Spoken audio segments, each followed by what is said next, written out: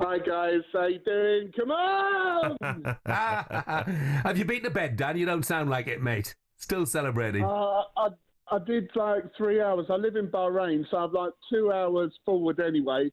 So things wrapped up about 2 o'clock, and I was up again at 6 because my girlfriend had to go to work. I've taken the day off, so I'm all right myself.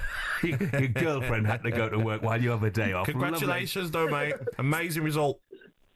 What did you make of it then, mate? Yeah. Well, I think, to be honest, like Ange, you know, like for a few rounds now, we've seen that he's prepared to change it, and people have been sort of, haven't you changed it here, Ange? Haven't you changed it? You know, but he's been doing that for a while now. So I think slowly, obviously, it's hard, you know, if you say, "Oh, I'll never change anything" in the first season, and then you realise you've got to. He's realised he's got to. Yes. It's hard, but he's just got on with it. He's just done it. And, I mean, we're going to Champions League. You know, we are the Europa League champions. We're champions. We're going to the league. We're not fifth, right? You're not a champion if you're fifth. You're not a champion if you're fourth. We're Europa League champions. We're going to Champions League. Brilliant, and you enjoy that as well. Dan, done, mate. have an absolutely brilliant day. Yes. I think it's worth mentioning as well. And I know there have been injuries all season long, but this was done without Kulusevski and without Maddison and without Bergvall, so there's a lot of credit in that. Totally agree. Alex is a Spurs fan. Morning, Alex. Good morning, Alex.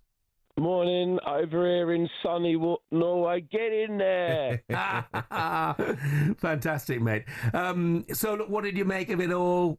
Were you always confident once you got in front that Spurs had what it takes to keep United out?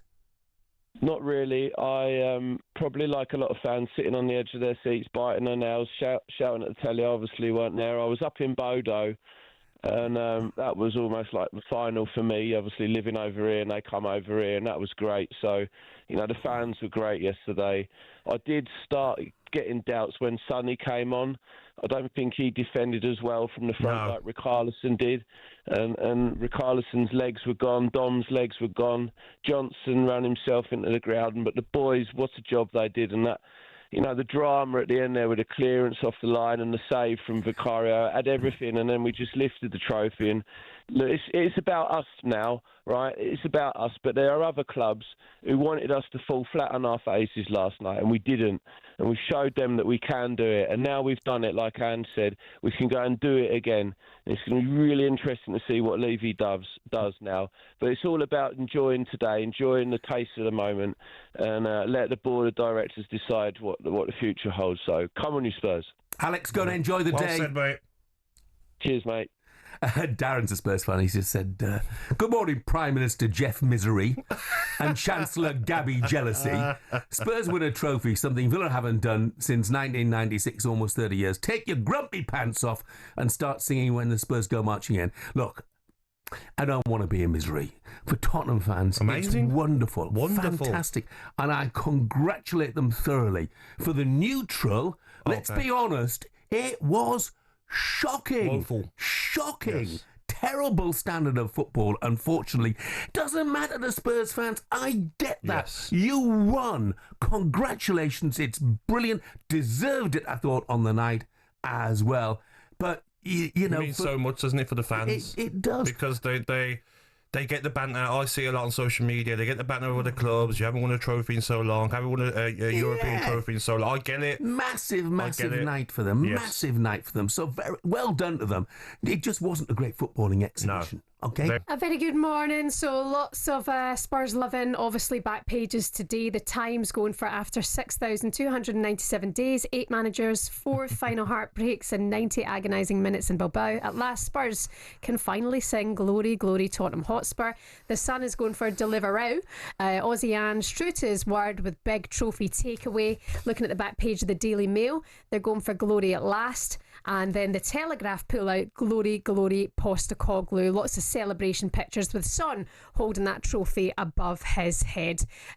Couple of questions. Do you think, just the way the Times are covering what happened last night in terms of how the bosses managed the game, were you disappointed that Ruben Amorim didn't adapt?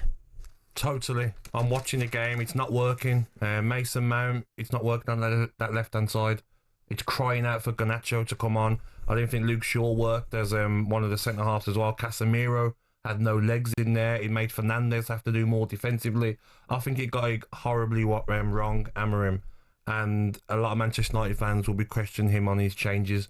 Why wait to the 70th minute before you bring Garnacho on? Boy, they just didn't turn up, did they? No. You know, I was looking for Bruno Fernandes to dictate that game, but he never did. In fact, he was a major contributor to the Spurs goal because he gave the ball away twice in that passage of play. So, you know, you're the manager. He deserves criticism, but boy, so do the players. Agreed. Jeff, the quotes, I always win things in my second year. I don't want to hear it ever again. I've heard it too many times. However, in his press conference last night, he was saying, I wasn't saying it to be arrogant, I was saying it because it's true. I'm a serial winner, I win trophies. This is his 17th trophy now. And people would sneer at the fact that it didn't happen in this side of the world. Does Ange Postecoglou now fill you with confidence that he can adapt in the league? And was he right to prioritise the Europa League and let the league? Do you think he did prioritise the Europa League? I think he said it because that's absolutely what he said to the club. But he didn't say that at any stage from January to now, did he? But it's only now that he's won it that he said he prioritised the Europa League. But still, I mean, he's given his insight, I think, as to... The press conference was brilliant last night. I think he's given his true insight as to what happened in that situation. But was that the right thing to do at the end of the day, Jeff? Prioritise the Europa League? I think there's a balance. We've already touched on it. I think there's a balance. You know, you can't just prioritise Europe and sacrifice your Premier League position. You know, if it wasn't that there were 3 rotten teams this season in that division, Spurs would have been going down. You know, they finished 4th bottom. They lost 21 games. That's the thing I've got is that, listen, outstanding achievement to win Europa League. Everyone should give him plaudits all day for the rest of the next 3 months. But there's a decision to make because you can't forget he's lost 21 Premier League games.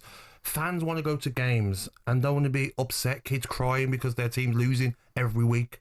That's not acceptable. You can't just say, okay, January, forget the Premier League. Let's go for the Europa League. Doesn't matter on the results. We're going to win the Europa League. No.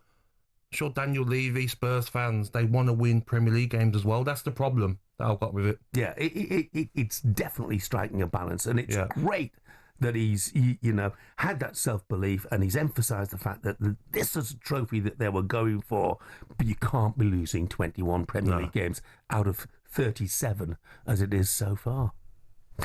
Shaban, thank you very much indeed. That was a look at today's back pages with Tesco Mobile for Business.